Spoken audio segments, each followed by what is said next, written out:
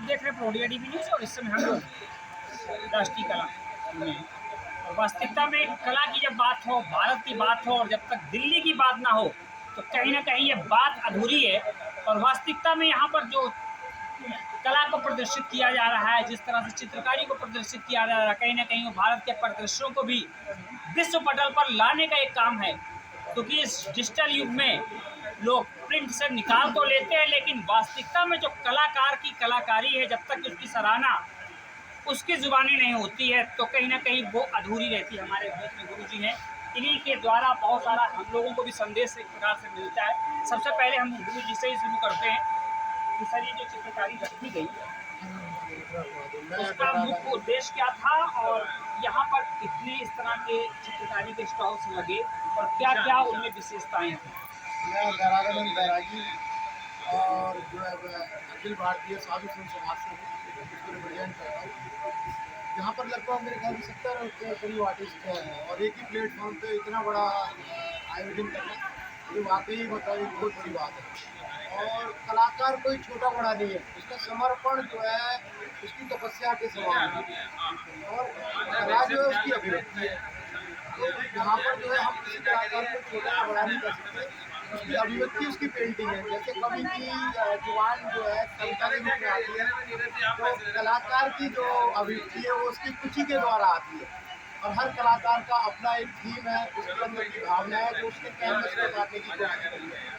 और इनको प्रोत्साहन मिले, सरकार इनके लिए योजनाएं बनाए, कला का दमन ना हो, कला निरंतर। भगवान श्री कृष्ण जी के 16 कला संपूर्ण है, कलाकार उसका एक सर्जन है। तो मैं चाहूँगा कि इस पर R&D और रिसर्च हो और विश्व स्तर पे तो हम हैं ही, विश्व गुरु थे, तो उनको प्रोत्साहन मिले और सोशल सिक्योरिटी मिले कि ये फाइनेंशियल के अभाव में जो है ये कलाकार की कला दबे ना।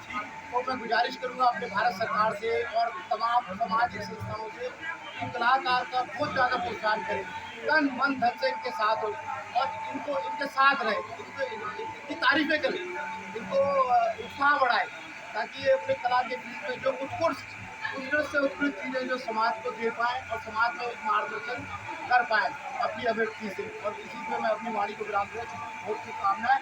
और ये हमारे सामने रूपचंद जी हैं, राष्ट्रपति अवार्डेड है और इनकी ये कलाकृतियाँ लगी है, उत्कृष्ट कलाकृतियाँ, इनका समर्पण है, तपस्या है और सालों साल की ये मेहनत है।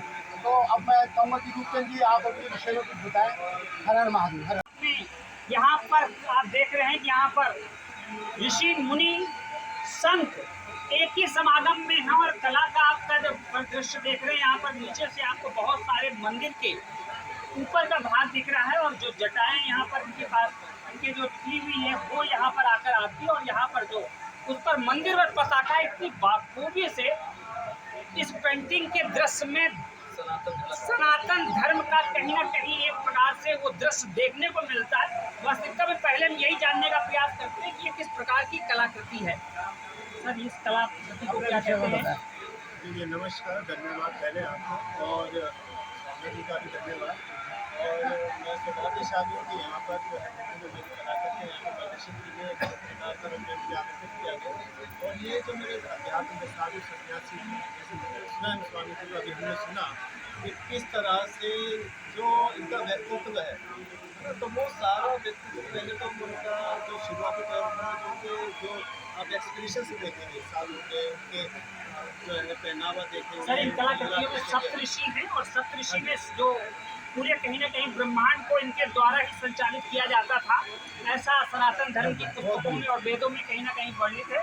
और सारे चेहरे और नेत्र कहीं ना कहीं मुझे अलग अलग चीज़ें बता रहे हैं, तो मुझे इस पर भी थोड़ा सा चाहता हूँ कि इस पर थोड़ा सा आप प्रकाश करें। जी जी, तो जैसे मैं बता रहा था जब शुरुआत करी थी तो सबसे पहले तो उनके जो एक्सप्रेशंस हैं, उनका जो पहनावा, मैंने लाइव स्टडी करना रहा। लेकिन धीरे धीरे जब मैं कलाकृतियाँ बनाने लगा तो फिर और ज़्यादा जितने डिटेल में उनकी जो पीछे की बारीकियाँ हैं, उनका जो तपस्या है वो मैंने जाना, किस तरह से वो अध्यात्म को जो है अपने लेके सभी के लिए चल रहे हैं। भारतीय संस्कृति में हमारी है, इसमें साधुओं का बहुत ही बड़ा योगदान है। अगर क्षण भर भी हमारे घर घर में अगर सभी में आ जाती है, ये मेरा एक प्रयास है कि ऐसे प्लेटफॉर्म में आप देखेंगे तो कोई भी ऐसे कोई कलाकृति नहीं नजर आएगी, लेकिन मैं अपनी भारतीय कला अपनी संस्कृति अपनी साधु संतों की जो वाणी है, उनका जो बातें हैं, उनको एक यहाँ पे मैं रिप्रेजेंट कर रहा हूँ, विदेशों में भी रिप्रेजेंट कर रहा हूँ कि हमारी जो कला है हमारी संस्कृति को पूरे विश्व भर में जो है जाए। और जैसे आदरणीय स्वामी जी ने बताया कि भारत सरकार से सभी से अनुरोध है कि आप उसे तन मन धन से उसे सराहें और कम से कम ऐसे प्रोग्राम में आप आइए, आप उससे अप्रिशिएट करिए। ये हमारा एक मुझे जो है एक जो है आपसे मतलब चाहिए कि ये चीज़ बात हो। आप सारांश पर थोड़ा सा आपकी जीवन यात्रा के बारे में बताएंगे, चित्रकारी का जो आपका जो आना हुआ, तो सारांश में आप बताएं कि चित्रकारी के मतलब बारे इस में काल आपकी से जीवन यात्रा क्या रही? जो यात्रा आपकी यहाँ पर इस पड़ाव पर पहुँची है, मैं एक मान के चल रहा हूँ एक शिखर पर पहुँची है, उस पर भी हम चाहते थे कि दो शब्द उस पर भी आप लोगों को बताने का प्रयास करें। गरीब परिवार से निकला था कि ऐसा होता था कि मेरे पास जो है ढंग तक तरीके के पैसे नहीं हुआ करते थे और रामलीला और इस तरह से जो है दूसरे तक भी बेची। फिर उसके बाद जो है कहीं ना कहीं मेरा शौक बचपन से रहा। 12वीं के बाद मैंने जो है एक जो है कला का ये एक विद्यालय मैंने चॉइस किया और जैसा मैंने बताया कि मेरे पास पैसा तो हुआ नहीं रहता, लेकिन रंग और इस तरह से मेरे महंगे हुआ करते। तो मेरा क्या होता था कि मुझे जो है कॉम्पिटिशन्स में पार्टिसिपेट करना है कला के उसमें, तो वहाँ से जो है मैं ये देखता था, मुझे पार्टिसिपेट नहीं करना था, मैं देखता उस कॉम्पिटिशन में पार्टिसिपेट करना है, क्योंकि प्राइज़ मनी है और वो प्राइज़ मनी मेरी होनी चाहिए। बहुत बढ़िया। तो मैं उस जो है सोच के साथ वो मैं करता था और वो प्राइज़ मनी मेरी आती थी। जब मैं दूसरे वर्ष में था तो राष्ट्रीय लेवल पे 1994 की बात है, मैंने कॉम्पिटिशन पार्टिसिपेट किया और वहाँ पे ऑल ओवर इंडिया से मेरा फर्स्ट प्राइज़ है, जिसका 20,000 प्राइज़ था।